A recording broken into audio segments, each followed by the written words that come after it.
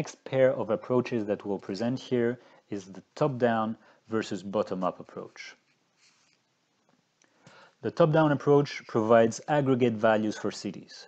Oftentimes, this approach uses national or regional data to estimate data at the urban scale or does approximations when data is missing.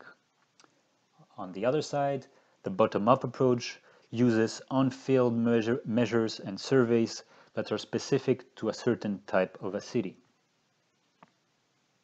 Now, the pros of the top-down approach is that it is very comparable to other years or cities. As before, it has frequently published data, and it usually enables to compare the metabolic flows compared through the top-down approach with economic or urban data, as the spatial boundaries are generally the same. Now, the bottom-up approach, well, as it is coming through surveys and on-field measures, it is generally more reliable data. This type of approach is more easy to develop. And it provides sometimes behavioral aspects as you can directly survey households. Now the cons, well, for the top-down approach, sometimes it is not possible to apply this type of approach in a data scarce environment to cities that don't have much data. Another limitation is that it treats cities homogeneously.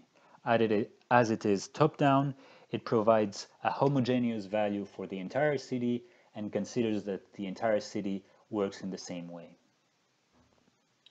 Another disadvantage is that it requires, as it needs a lot of data, it requires an institutional infrastructure, such as a statistical office or administrations that take care of these data. Finally, one of the important limitations is it's that it doesn't always provide enough knowledge of what is measured. We have a value, but we don't know exactly what the methodology was to measure this type of data. Now, the cons from the bottom-up approach is that it doesn't always give a full picture. Sometimes you do a survey, but it is for a specific part of your city. You don't know what happens in the rest of your city. It is also sometimes quite difficult to reproduce.